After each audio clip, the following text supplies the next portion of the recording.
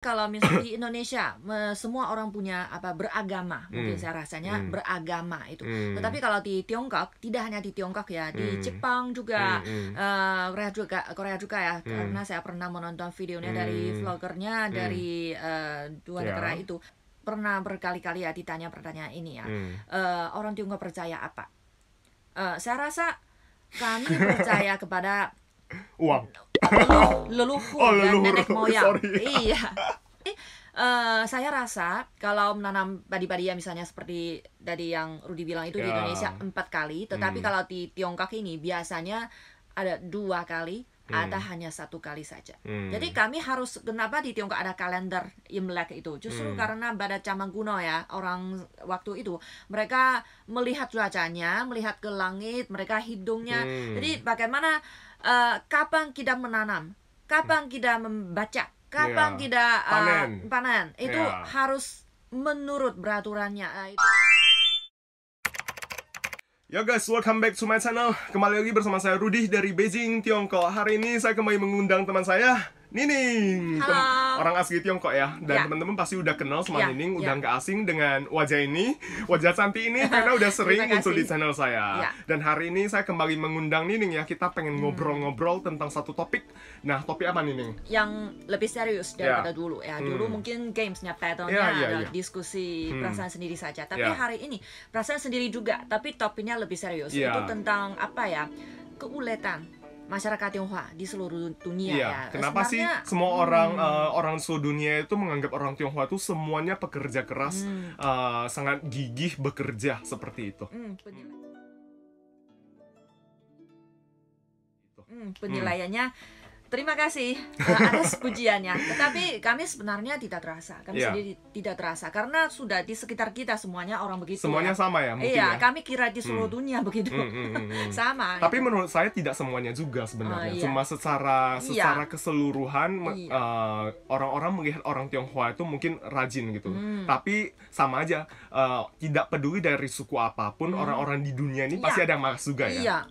Iya. Jadi misalnya saya sendiri, saya tidak termasuk yang rajin, saya rasa. Saya tidak punya ambisi seperti apa yang mau menjadi orang terkenal atau YouTuber yang gimana itu.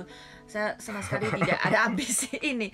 Saya tidak rajin sebenarnya. Iya, tapi kita gimana aja, kita harus percaya kalau usaha tidak akan mengkhianati hasil.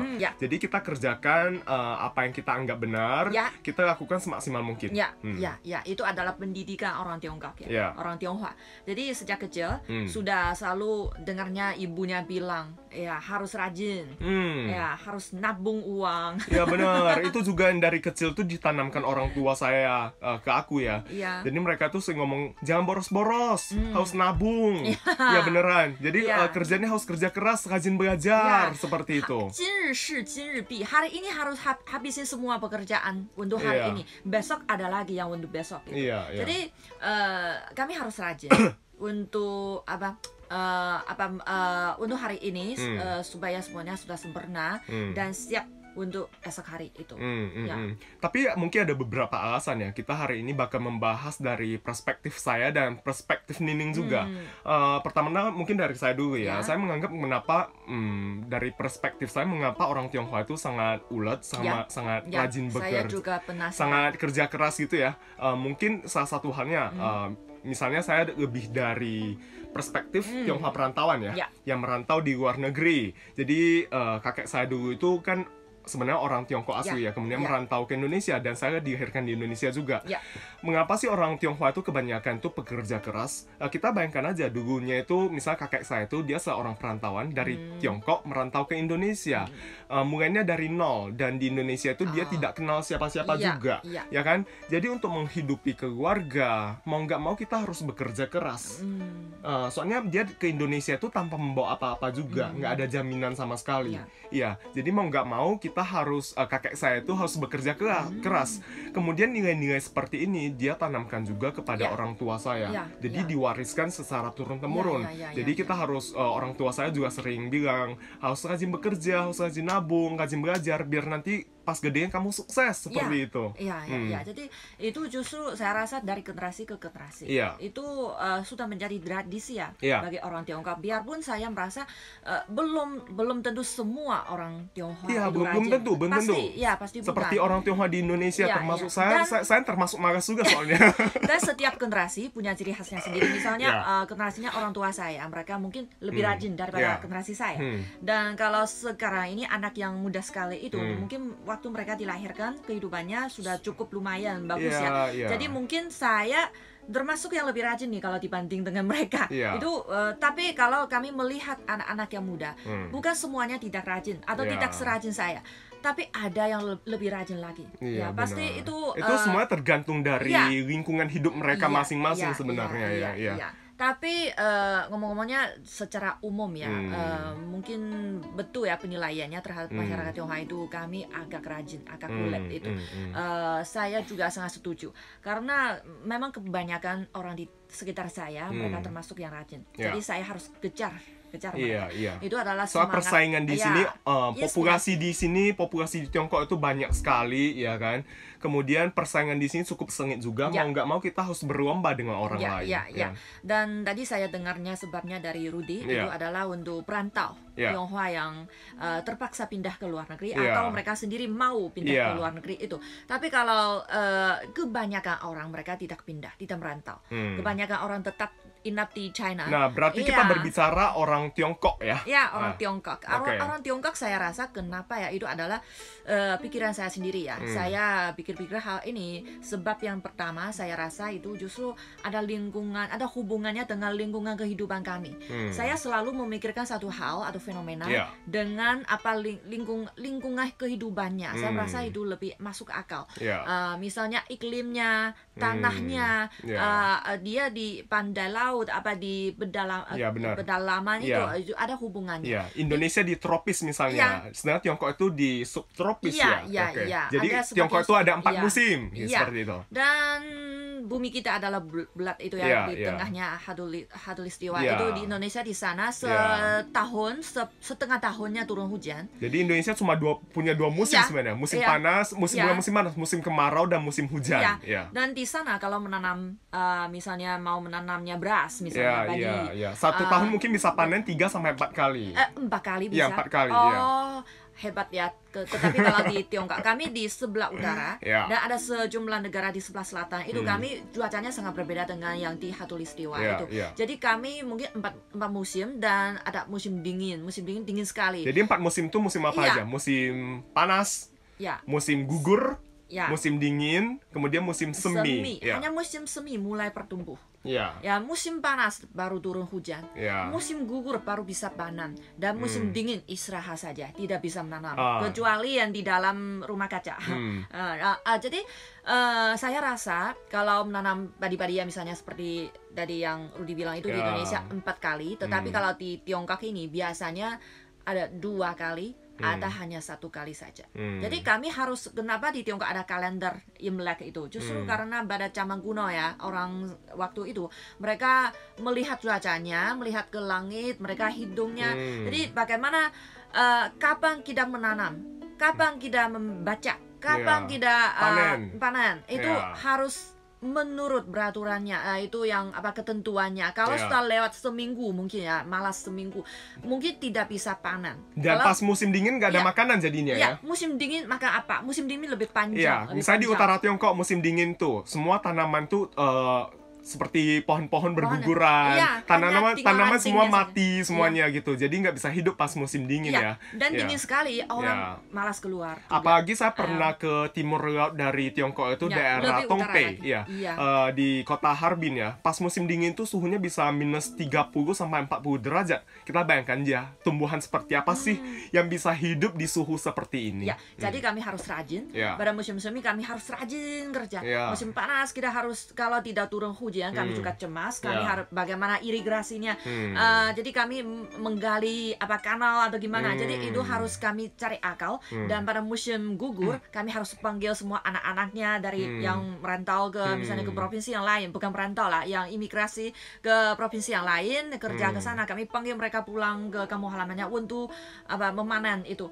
Jadi itu harus punya ketentuannya dalam setahun kami terpaksa harus rajin. Itu yang sebab yang pertama. Dan keduanya, jika kami tinggal di tempat yang seperti ini, cuacanya seperti ini, sepanjang tahun kami harus mempersiapkan atau mencadang misalnya sepatunya untuk musim dingin, sepatunya untuk musim gugur dan musim semi, dan sepatunya untuk musim panas. Itu sekurang-kurangnya 3 pasang sepatu. Tidak hanya sepatu aja ya, pakaian juga. Kalau di Indonesia mungkin singlet atau baju kaos biasa bisa dipakai sepanjang tahun ya. Kita nggak usah berganti model pakaian. Tapi kalau di Tiongkok itu berbeda karena punya 4 musim. Kita bayangkan aja kalau musim dingin kita pakai kaos seperti ini bakal mati kedinginan sebenarnya.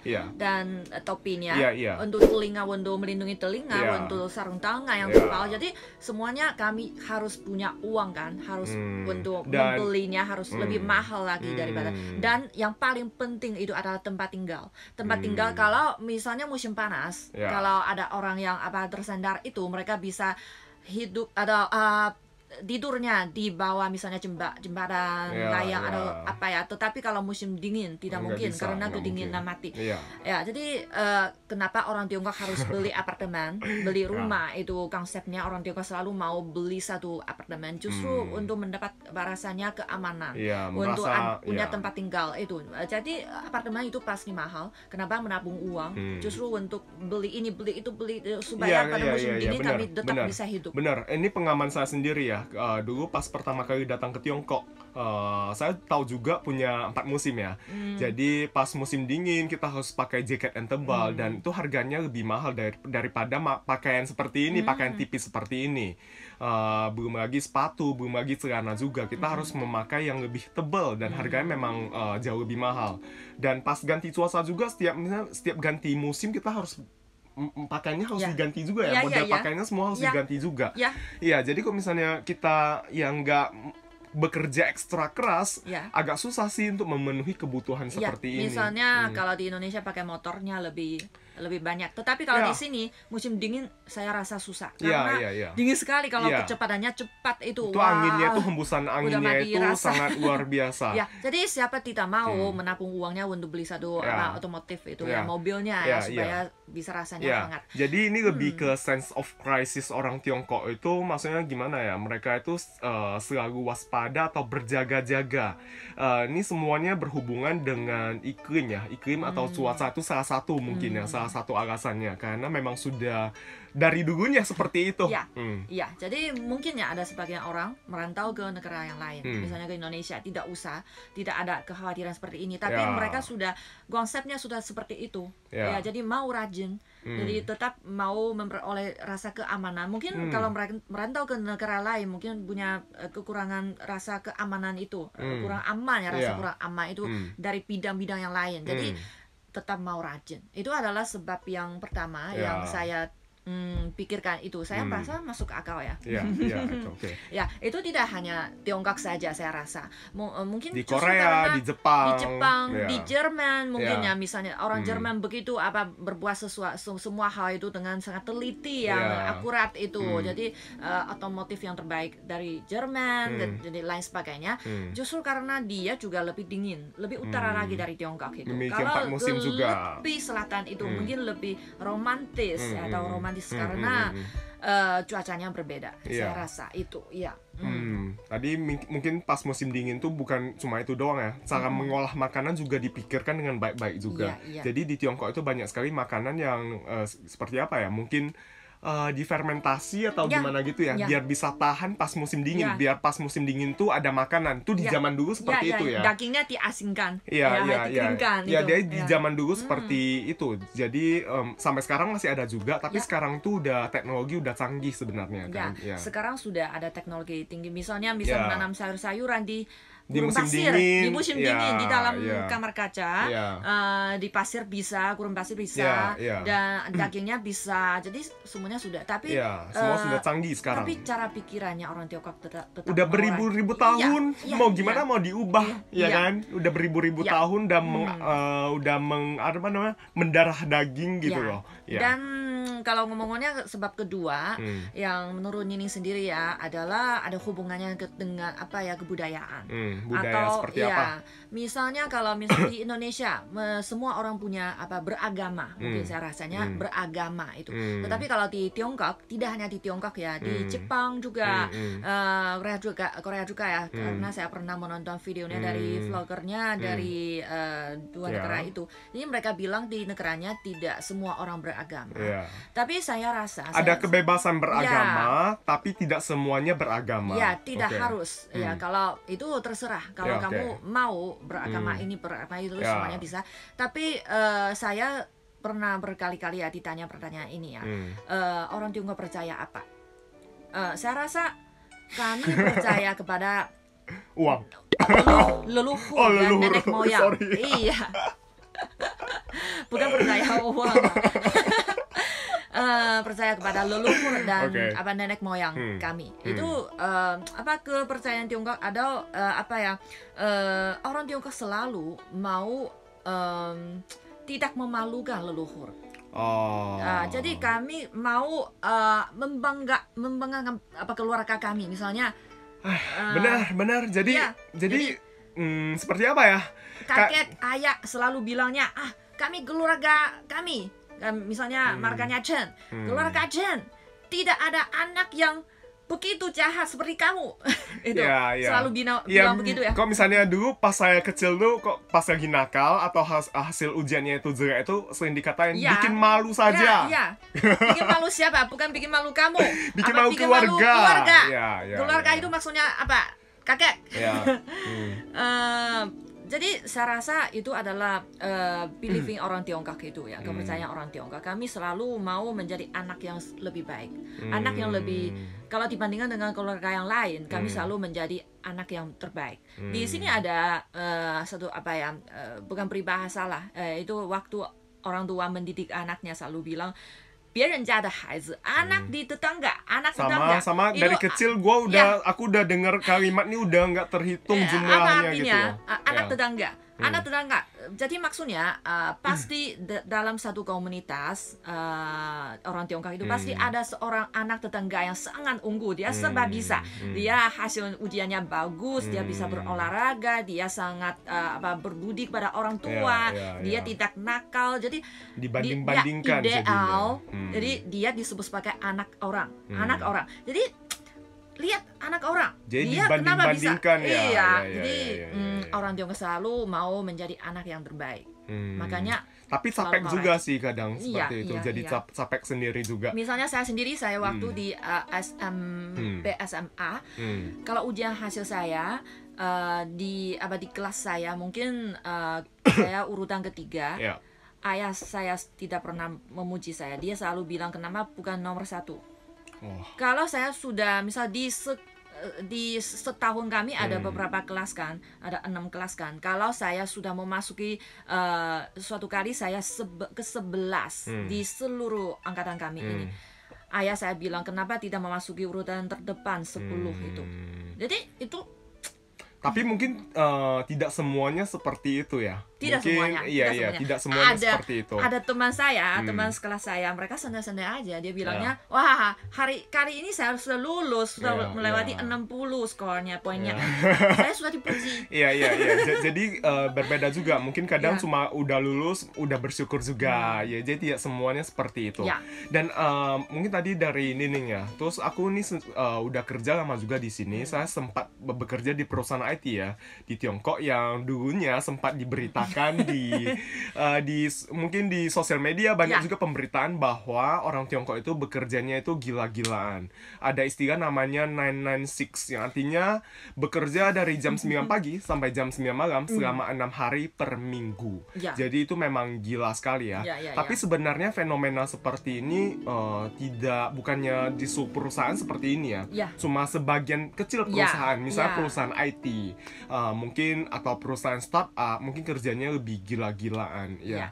Jadi sesuatu hal bisa menjadi berita, beritanya sangat viral sehingga orang di luar negeri sudah tahu itu pasti justru karena dia jarang terjadi. Dan kalau sudah terbiasa, tidak mungkin menjadi warta berita ya. Iya. Jadi sebenarnya fenomena ini cuma sebagian kecil ya, bukan di seluruh Tiongkok sebenarnya. Nah, Nining tuh pernah nggak sih 996? Saya juga ada teman, saya sendiri tidak, saya sendiri tidak di bidang itu IT ya. Kalau di IT itu lebih sering. Tapi saya pernah dengar berita ini, jadi saya pernah nanya kepada teman saya yang kerja di bidang ini. Jadi saya juga nanya kepada mereka. Mereka bilangnya kami sendiri mau. Ini bilangnya. Dia sukarela sebenarnya. Dia bilangnya saya mau karena kalau saya overtime itu saya bisa dibayar yang pertama, dan mereka rasanya bisa, jadi ada pekerjaan yang belum selesai, mereka mau selesainya dalam hari itu, dan mereka bisa promosi, jadi dia gajinya bisa naik, jadi dia bisa, dan dia bilangnya kalau saya sudah pulang kerja tidak apa-apa. Saya tetap memikirkan pekerjaan, dia bilang. Iya. Jadi tiap orang berbeda-beda juga sih. Tergantung apa yang kalian kejar dalam hidup ini. Kalau mau memilih pekerjaan itu, pasti mereka mau menerima ini. Ada yang sudah dilarang overtime itu, mereka malah keluhan. Gajinya sesuai misalnya pengalaman pribadi saya bekerja di perusahaan IT di Tiongkok. Saya sempat 996 juga, meskipun nggak lama ya 996-nya. Ya, kemudian perusahaan saya membatalkan sistem ini. Ya, jadi 996 itu sebenarnya ada di beberapa perusahaan itu, misalnya bekerja pada hari Sabtu itu dibayar juga gajinya. Dan gajinya itu mungkin bisa 2-3 kali lipat dari biasanya. Ya, jadi seperti itu. Mengapa? Jadi mengapa orang-orang itu bersedia? Jadi jawabannya ini, karena pas hari Sabtu masuk itu biasanya di perusahaan IT gajinya dibayar 2-3 kali lipat. Usaha tidak dikhianati. Ya, benar-benar. Kemudian memang di perusahaan IT itu lebih sibuk biasanya lebih sibuk. Tapi mungkin ada juga sebagian yang karena ini sudah menjadi seperti Nining bilang ya. Mungkin karena saya mau dipromosikan lebih cepat, orang-orang pada lembur. Kenapa saya nggak lembur gitu loh. Jadi sebenarnya ada sisi buruknya juga. Jadi di mana orang-orang tuh berlomba-lomba untuk lembur. Berlomba-lomba untuk lembur yang mungkin gimana ya? Demi dilihat atasan misalnya, saya lebih rajin, jam kerja saya lebih panjang dibandingkan yang lainnya. Mungkin tuh sisi buruknya juga sih. Jadi kadang itu lemburnya tidak efektif. Jadi seperti itu. Dan saya teringat ya, itu mungkin orang juga lebih rajin. Itu beda zamannya, beda sebabnya juga ya. Kalau zaman sekarang ini puluhan tahun yang terbelakang ini ya, Tiongkok mengalami apa itu reformasi dan keterbukaan itu. Jadi itu adalah kesempatan kepada orang Tiongkok itu. Selama masa itu orang Tiongkok memang sangat rajin, saya rasa. Soalnya perkembangan ekonominya begitu cepat juga, begitu pesat. Kemudian persaingan memang sangat ketat. Jadi siapa yang nggak rajin akan tersisihkan. Justru karena pada generasi mereka itu yang lebih tua daripada saya itu, mereka kalau rajin punya gajinya atau kehidupannya bisa lebih baik lagi. Pasti jadi kalau dia melakukan perusahaannya, pendapatannya juga ikut naik itu. Jadi kenapa tidak? Justru karena punya sistem yang kondusif, yang mendorong mereka, yang menginspirasi mereka untuk rajin kerja itu. Itu ada hubungannya dengan zaman juga. Iya, benar. Jadi kira-kira seperti itu ya. Mungkin ada mau ditambahkan lagi oleh Nining? Saya rasa ada satu hal yang lebih penting itu. Kenapa? Pertanyaannya hari ini adalah kenapa orang asing merasa orang Tionghoa lebih rajin? Itu justru sebabnya karena kami di sini tidak terasa, tapi mereka merasa kami lebih rajin. Justru karena siapa yang merantau ke luar negeri, pasti orang yang paling mau berjuang di dalam satu desa, mereka baru merantau. Misalnya Rudy, kenapa dia ke Tiongkok? Pasti dia mau melihat dunia ini. Mau membuka wawasannya lebih. Jadi, mencoba sesuatu hal yang baru, mempelajari hal yang baru, meskipun jujur sangat tidak mudah bagi saya. Dan dia berani, dan dia cukup unggul, baru bisa. Makasih. Teman saya juga ada yang ke negara yang lain. Jadi pasti mereka yang hasil ujiannya baik dan mereka sendiri mau dan berani dan mereka punya kemampuannya. Jadi siapa yang mempengaruhi pandangannya orang asing terhadap masyarakat Tionghoa justru perantau. Kaum perantau. Orang yang merantau itu. Orang masyarakat Tionghoa di Indonesia kasih kesan kepada orang lain, suku lain bahwa mereka sangat rajin justru karena mereka saling bergaul, baru mereka tahu. Makanya mereka adalah kelompok yang paling rajin, baru mereka keluar. Itu sebabnya juga penting. Prinsip saya itu saya memang kerja keras juga, tapi gimana ya, sewajarnya saja, tidak berlebihan, dan saya menikmati atas apa yang saya dapatkan juga. Jadi saya bukan tipe orang yang tiap hari menabung dan tidak menikmati hidup. Jadi saya lebih gimana? Dalam bahasa Mandarin itu namanya ada lebih fosi. Jadi kayak ya udah, bukan terlalu ambisius orangnya. Jadi saya sangat setuju karena saya juga termasuk orang seperti ini. Saya tidak terlalu rajin. Tapi kalau dikasih pekerjaan, saya melakukan semaksimalnya untuk melakukannya dengan sebaik-baiknya. Ya, jadi seperti itu teman-teman. Kita ini contoh dua orang Tionghoa mungkin yang biasa-biasa saja. Ya, jadi jangan menganggap semua orang Tionghoa itu sama rata semua ya. Semuanya pekerja keras. Memang mungkin ada kebanyakan seperti itu, tapi tidak semuanya. Dan terima kasih udah menonton video kita, konten kita buat hari ini. Semoga bermanfaat, dan kalau bermanfaat jangan lupa buat like, komen, dan share ke teman-teman kalian. Dan jangan lupa juga buat subscribe channelnya Nining ya. Terima kasih. Tekan tombol lonceng, oke? Nining ada mau tambahkan? Enggak, oke. Jadi sampai ketemu di video berikutnya. See you. Bye-bye. Bye-bye.